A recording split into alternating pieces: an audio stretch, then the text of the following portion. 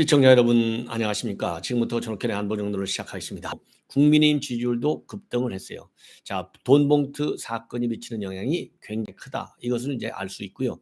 그리고 지난주에 윤 대통령이 이제 이 저지난주죠. 이 방미와 관련된 뉴스들이 계속해서 좋은 반향을 일으키고 있지 않습니까? 이런 것들이 윤 대통령과 국민의힘 지지율을 상승 구도로 바꾸는데 크게 기여를 하지 않았나 생각이 들어서요. 이 갤럽 조사 내용을 자세하게 말씀을 드리도록 하겠고요. 그리고 조선일보가 보는 그 취재한 이 태영호 이번 여러 가지 사태들 징계, 지금 뭐 국민의힘이 굉장히 지금 난리가 나 있는 사태인데요. 태영호 의원이 어떻게 해서 이렇게 많은 의혹을 제기하고 있는지 그 원인 분석을 했어요. 그리고 이제 또 이 보좌진들의 또 반응도 지금 보도를 하고 있습니다. 그리고 지금 국민의힘에서는요, 이 마침 이 월요일이 7일 날 8일 날 지금 한일 정상회담이 열리는데요.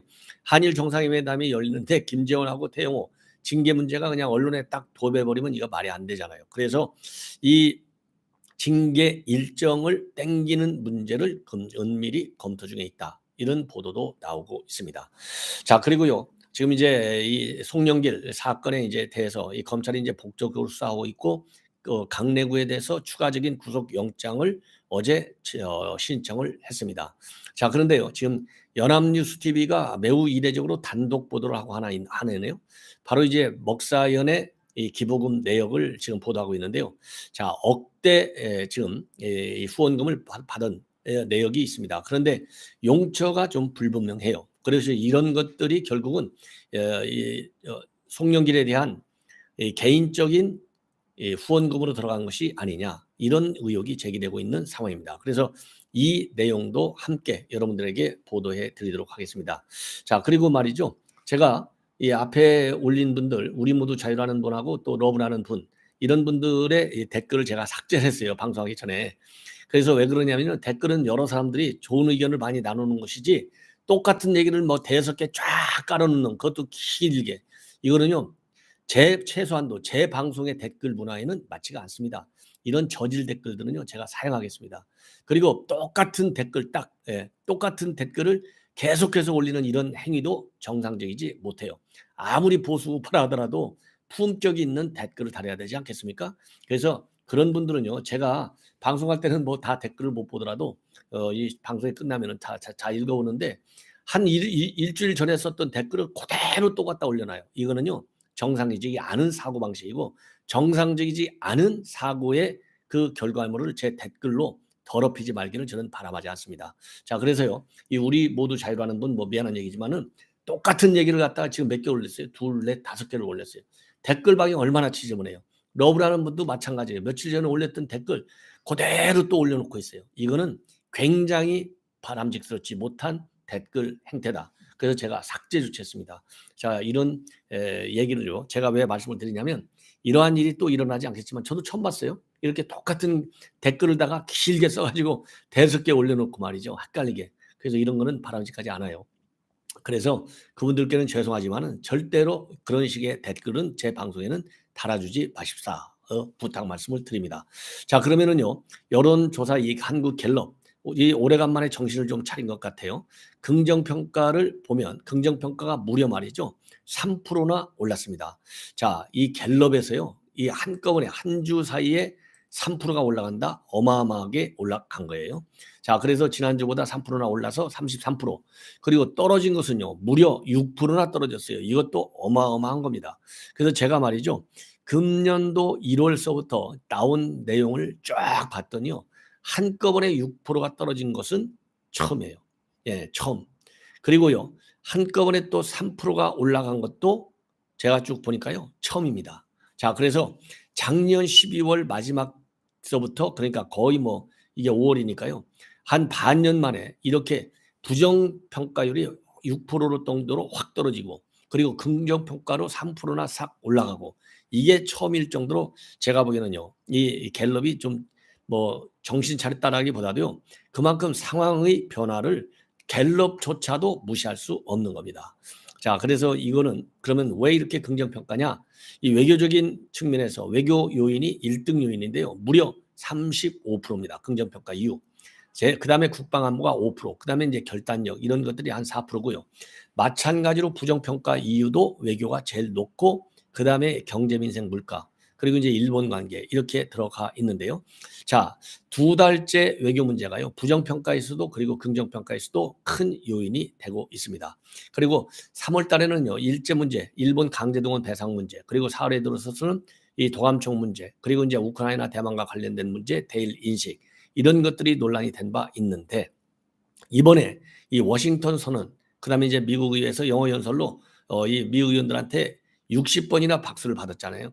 그다음에 또 이 아메리칸 파이 노래를 불러서 또 신선한 충격을 준 거 이런 것들이 굉장히 중요한 긍정 요인으로 작용한 것으로 이제 보입니다. 자, 그리고요. 이번에 미국 방문한 것이 과연 우리 국익에 도움이 됐나? 죄송합니다. 예, 뭐 그럼 좋아요. 어차피 이제 제가 이 보도를 시작했으니까 방미에 대해서 긍정적으로 평가하는 그러한 비율이요. 굉장히 높습니다. 예. 그래서 도움이 됐다. 예, 미국 방문이 도움이 됐다. 이게 매우 도움이 됐다가 21%, 약간 도움이 됐다가 22%. 그래서 도움이 됐다라고 하는 것이 43%고요. 자, 그리고요. 또 별로 도움이 되지 않았다. 17%, 전혀 도움이 되지 않았다. 25%. 이걸 더하면 또 마찬가지로 이게 42%예요. 그래서 도움이 됐다라는 얘기는 43, 도움이 되지 않았다는 것은 42, 1%로 도움이 됐다는 게 높습니다. 예, 그리고요. 이 국민의힘 지지층하고 보수층 그리고 60대에서는요. 압도적으로 잘 됐다라고 하는 게 많고요. 그리고 민주당 지지층하고 진보층 50대에서는 좀 도움이 되지 않았다. 이런 부정평가가 상당히 큽니다. 예. 그리고요. 무당층하고 중도층 20대, 30대에서는요. 긍정과 부정 이번 방미와 관해서 이 별 영향이 없다. 이렇게 지금 나와 있어요. 그리고요. 또 하나 이제 특이한 것 중에 하나는요. 내년도 총선과 관련해서 이 견제를 해야 되느냐 도와줘야 되느냐 하는 문제와 관해서는요. 여전히 견제론이 훨씬 더 앞섭니다. 49%고요. 그리고 아니야. 이거 여당 후보가 돼야 돼. 이 지지론에는 37%밖에 되지 않아요. 그래서 이 견제론이 여전히 상당히 높다. 예. 그리고요. 이 견제론 중에서도요. 이 서울에서는 견제론이 상당히 셉니다. 48%. 그리고 아니야. 여당 도와줘야 돼. 이거는 40%밖에 되지 않고요. 그리고요. 이 수도권 여기 인천 경기 지역이죠. 여기에서도 견제론이 무려 20%나 높아요. 54대 지원론은 34%입니다. 그리고요. 이 호남 지역에서는 뭐 당연히 야당이 되어야 돼 63%인데요. 생각보다는 호남에서는요. 민주당 지지율이 뭐 거의 90%까지 나오는데 야당이 되어야 된다는 것이 63%밖에 되지 않는다. 그리고 여당이 되어야 된다는 얘기가 19%나 된다. 이렇게 저는 봐요. 자, 이 얘기를 보면은요. 여당이 되어야 된다는 게 19%고 야당이 되어야 된다는 게 63%. 이거를 보면은요. 이재명의 민주당이 지금 호남 지역에서 지금 지지 기반을 상당히 상실하고 있는 것이 아니냐. 이렇게 판단이 됩니다. 그럼 반대로요. 이 보수의 텃밭인 TK 지역에서는요. 여당 당선이 52% 밖에 되지 않네요. 그리고 야당 당선은 무려 34%나 된다. 이렇게 보여집니다. 그리고요. 이 충청하고 이제 부울경을 쭉 봤더니요. 이쪽에서는요. 야당 당선이 39%인데 비해서 그러니까 충청 지역에서는요. 야당 당선이 39, 부울경에서는 야당 당선이 30, 45인데 충청 지역에서 여당이 당선돼야 돼. 이거는 38%로 제법 높고 부울경에서도 여당이 당선돼야 돼가 40%로 제법 높습니다. 그리고요. 이제 중산층, 상층과 중상층의 경우에는 견제론이 53% 높고 지원론은 40%밖에 되지 않습니다. 그리고 이제 조금 어려운 서민층에서는요. 여당 당선이 38%로 야당 당선 36%보다 살짝 높게 나와 있습니다. 예. 이거는 제가 왜 좀 자세히 말씀드리려면 여러분들께서 이렇게 세 분에서 나온 여론조사가 별로 최근에 많지 않았어요. 그래서 여러분께 말씀을 드린 것입니다. 그리고 참고적으로 말이죠. 정당 지지도를 보면은요. 우리 국민의힘이 오래간만에 민주당을 앞섰어요. 국민의힘은 35%, 민주당은 32% 이렇게 나와 있는데 우리 국민의힘은요. 무려 3%나 올랐고요. 민주당은 대폭 5%나 빠졌습니다. 자, 그런데 이제 5월 10일이면 취임 1주년이잖아요. 그래서 과거에 역대 대통령들의 취임 1년 이 기준 직무평가 결과를 비교해 보니까 문재인이가 어마어마하게 높아요. 78%. 이거는 이제 탄핵의 영향이 아닐까 싶어요. 김대중 60%, 박근혜 57%, 김영삼 55%, 노태우 45%, 이명박 34%, 윤석열 33%, 노무현 25%로 나와 있습니다. 예.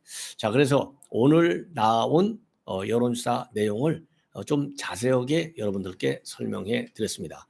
자, 그래서 어쨌든 간에요. 내년 총선이 무지하게 중요하다. 이거는 뭐 우리가 다 아는 거 아니겠습니까? 그래서 정부 여당이 내년 총선 지금 견제론이 뭐 이 지역에 따라서 다소 차이가 나지만 10% 이상의 차이, 이거는 상당한 차이거든요. 왜냐하면은 뭐 이 총선은 0.1%만 높아도 무조건 당선되는 거예요. 그렇기 때문에 전반적인 여론 면에서 우리가 정부 견제론이 10% 이상 앞서고 있다. 뭐 이 지역에 따라서 20% 가까이까지 앞서는 지역도 있는데 이거는요. 여당에게 아주 큰 숙제가 되지 않을까. 그래서 여당이요. 정신을 바짝 차려서 이러한 이 견제론을 좀 줄여주고, 그리고 대거 이 뭡니까 지원론의 여론이 좀 흘러가도록 그러한 노력을 좀 많이 해야 된다. 이런 판단이 듭니다. 예. 자, 이번에는 말이죠.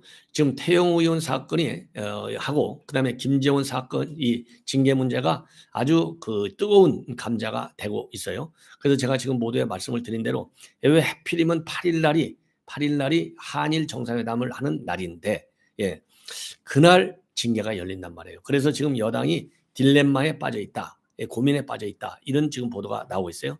자, 그래서 그중에 이제 제일 뜨거운 감자가 이제 태영호 의원의 이제 징계 사유들이 최근에 상당히 속출하고 있다. 이렇게 당에서는 보고 있거든요. 그래서 사단 문제라든가 무슨 김무 문제라든가 이런 문제, 민주당 욕설 문제라든가 이런 것보다도 지금 새롭게 제기된 문제는 바로 공천개 의혹과 관련된 녹취록 유출 문제, 그리고 쪼개기 후원금 문제, 그리고 또 하나 새롭게 나와 있는 게요. 청년 보좌관 특채 채용 의혹입니다. 이렇게 해서요. 폭로성 보도가 줄을 잇고 있어요. 물론 태용 의원은 이제 이거 전부 다 사실이 아니야. 이렇게 전부 다 이 세 개 보도에 대해서 이 부인을 하고 나섰지만은요. 이 보도의 원추처, 즉 제보자들이요. 바로 전현직 보좌관이다. 이렇게 이제 의혹을 받고 있기 때문에 그런 점에서 우리 이제 보수 우파들에게도 상당한 충격을 주고 있는 것으로 그렇게 보도가 되고 있습니다. 그래서요. 오늘 조선일보에서 지금 이제 이게 조선일보 온라인의 일면 톱 기사로 지금 올라와 있어요. 그래서 저도 이제 보도해 드리는 건데, 자, 이 화근 이렇게 3개씩이나 계속 추가적으로 매일같이 터져 나오는 이 원인이 바로 뭐냐? 그래서 지금 조선일보 보도는요, 이게 평양 스타일 때문에 아니냐? 이렇게 지금 보도를 하고 있어요. 물론 조선일보 이 보도는요, 전현직 보좌관들로부터 취재한 내용을 가지고 그렇게 보고 있는데요. 전현직 보좌관들이 이제 조선일보에 얘기한 걸 보면요. 북한의 엘리트 외교관 출신이고 찰복 4년 만에 국회의원에 당선됐다고 하는 특수성 때문에 발생한 문화적 차이가 의도하지 않게 논란을 일으킨 면이 적지 않다. 그러니까 이 얘기는 아직 우리 한국 적응이 아직 안 됐다. 이런 얘기가 아니겠습니까? 자, 그러면서요. 이 의원 보좌진들이 지금 조선일보에 밝힌 내용을 보면은요. 북한에서는 공무원이 일을 너무 많이 해서 오래 못 산다. 이게 이제 태영호 의원의 생각이라는 겁니다. 자, 그래서요. 북한 공무원처럼 그러니까 일을 많이 할 각오를 하라. 이렇게 해석할 수밖에 없고, 그리고 또 태영호 의원은요. 목표를 세우면 수시로 구성원들을 독려하고 질책하면서 반드시 달성하는 방식에 익숙하다. 이런 방식에 동의하지 못하는 보좌진 입장에서는 불만이 쌓이거나 적응에 어려움을 겪을 수밖에 없다. 그리고요. 아침 6시 반에 출근해서 밤 11시가 넘어야 퇴근을 하고 휴일도 없이 주 7일을 이렇게 일한다고 합니다. 그러다 보니까 이 보좌진도 정시 퇴근이 어려워지고 개인 시간을 보낼 수 없게 되다 보니까 상당히 불만이 쌓이게 되고, 그리고 또 일요일에 교회를 다녀왔는데 태용호가 말이죠. 다른 보좌진은 다 일요일에 일하는데 당신은 왜 빠졌냐라고 지적하는 일까지도 있다는 거예요. 그러면서 북한에는 종교가 없으니까 교회를 가는 것도 이해를 잘 못하는 것 같다. 이렇게 조선일보에 밝히고 있고요. 그리고 태영호 최고의 경우는요. 북한식 총화를 하듯이 회의를 수시로 하는데 여기에서 보좌진끼리 상호 비판까지 시키고 있고, 회의가 늘 생산적인 것 같지도 않은데 왜 자주 회의를 이렇게 하는지 어려운 측면도 많이 있다. 이렇게 보좌진이 밝혔다고 합니다. 다만 다행인 것은 태영호 최고위원이 보좌진에게 갑질하거나 폭언을 한 경우는 없었다고 합니다. 그래서요, 오히려 이제 다른 의원들 경우에는 이제 보좌진들을 많이 이렇게 바꾸고 내치기도 하는데 그런 게 전혀 없고 그냥 문제가 있더라도 끝까지 데리고 가다 보니까 이런 경우와 같이 탈이 생기는 것이 아니냐. 이러한 또 의견도 있다고 합니다. 자, 그래서요, 지금 이제 국민의힘 주류 측 동향을 보면은요, 이 태의용호 관련 논란이 더 확산되지 않도록 윤리의 징계 결정을 최대한 앞당겨야 한다는 기류까지도 있다고 합니다. 자, 그래서요, 지금 이제 4.3 사건 김일성 진행이다. 그리고 민주당 욕설 발언 이런 걸로 징계 심의가 올라가 있고 추가적으로 녹취록이 더 추가되어 있어요. 그런데 이제 8일 날 예정은 되어 있는데 징계 결정은 8일 날 나오지 않을 가능성이 있다는 겁니다. 왜냐? 모두에 말씀드린 대로 7일하고 8일이 기시다 일본 총리 방한 기간인데 이 중요한 시기에 여당 최고위원 징계권으로 뉴스를 덮을 수는 없지 않느냐. 그래서 말이죠. 당내 일각에서는 주말 사이에 태영호가 자진 사퇴하도록 물밑에서 설득하는 방안도 검토되고 있다. 이러한 보도가 나오고 있습니다. 자, 그리고요, 또 이와 관련해서 지금 이제 조금 전에도 말씀드렸지만 이제 빠르게 징계 문제를 해결해야 되겠다. 이런 이 얘기가 당내에서 많이 나오고 있고요. 그리고 특히 쪼개기 후원금 의혹과 관련해서는 2차 징계 가능성까지 거론되고 있다고 합니다. 그래서 장동영 원내대변인이 언론에 밝힌 내용을 보면은요, 여러 가지 의혹들이 제기되고 있어서 굉장히 안타깝고 당은 엄중하게 인식을 하고 있다. 그러나 당에 너무나 부담이 크기 때문에 징계는 신속하게 이루어질 것으로 전망이 된다.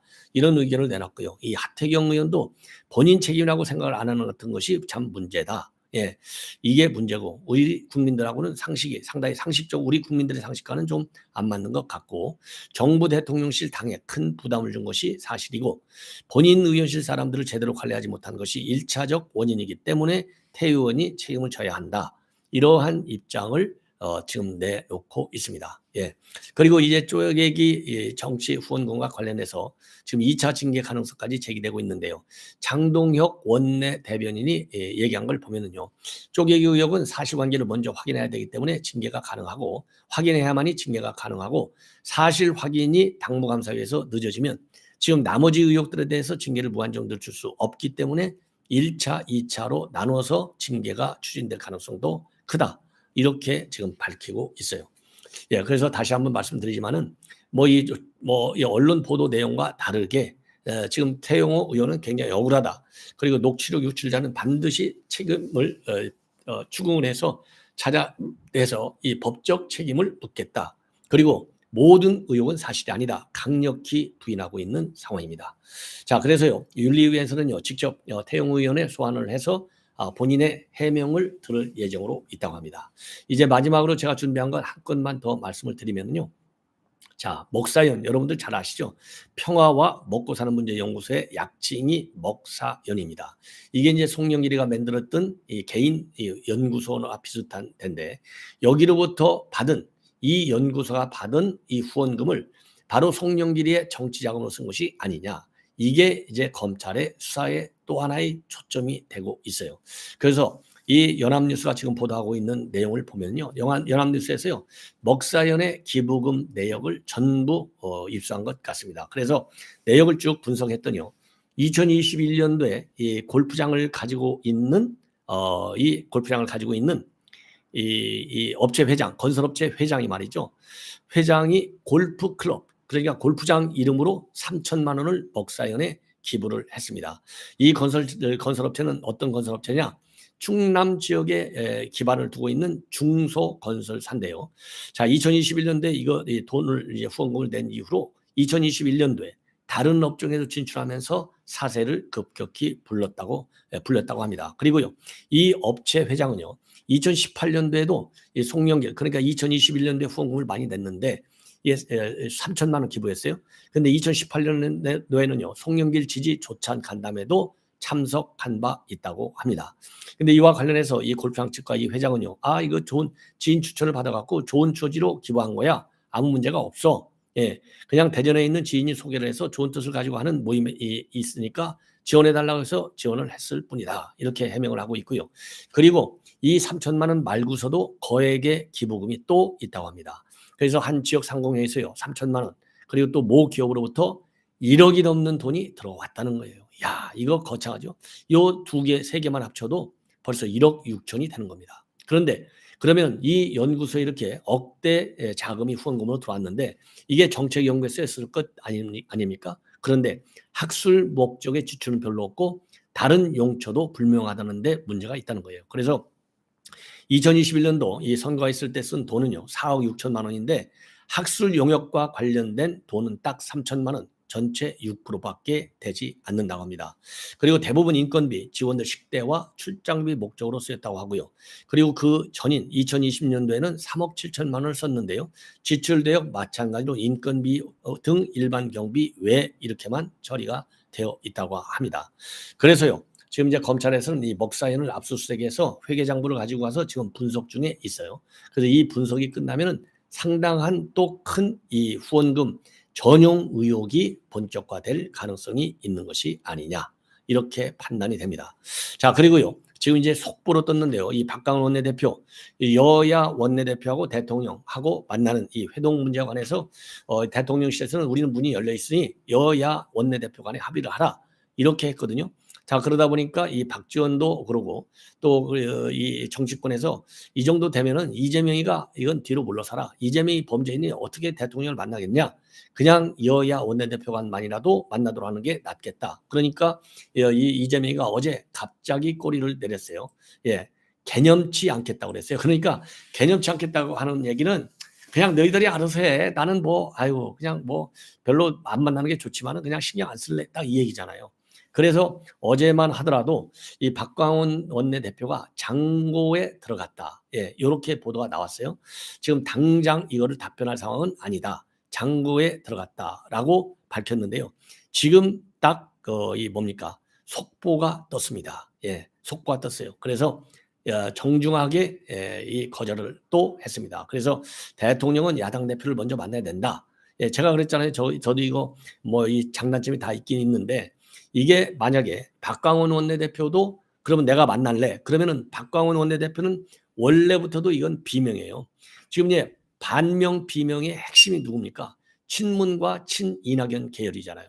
그러면 박광원 원내대표는 뭐 본인이 원하든 원하지 않든 간에 항상 꼬리표가 딸려다니는 거예요. 이낙연 대표의 아주 최측근.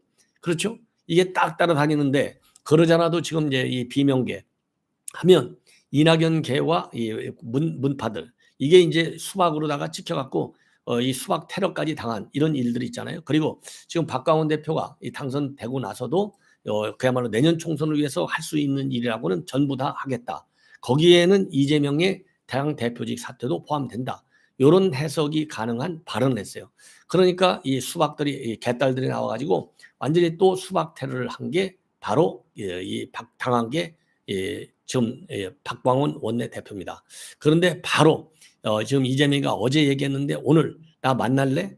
야, 이거 안 되는 것이죠. 그러다 보니까 지금 대통령을 먼저 대통령이 만나야 할 사람은 내가 아니고 이거는 지금 이재명 대표를 먼저 만나야 돼. 이러한 입장을 표명했는데요. 자, 이거는 현재의 정치 상황상 불가피한 선택이 아니겠나. 저는 그런 생각이 듭니다.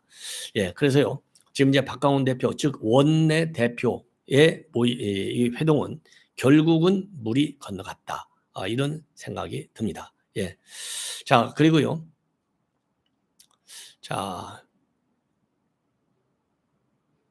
예, 이 정도로 이제 그 태영호 의원, 그다음에 갤럽의 여론조사, 그리고 이 박광원 원내 대표의 이 윤 대통령 이 회동 안 하겠다. 요거를 이 정도로만 하고요. 지금 박광원 원내대표가 직접적으로 한 워딩은 아직 보도가 되지 않고 있고 딱 한 줄만 나오고 있습니다. 그래서 박광원 대표의 입장문은요. 잠시 후에 바로 이어지는 저의 추가 방송을 통해서 보도를 해드리도록 하겠습니다. 시청자 여러분, 이것으로 본 방송은 마치겠습니다. 대단히 고맙습니다.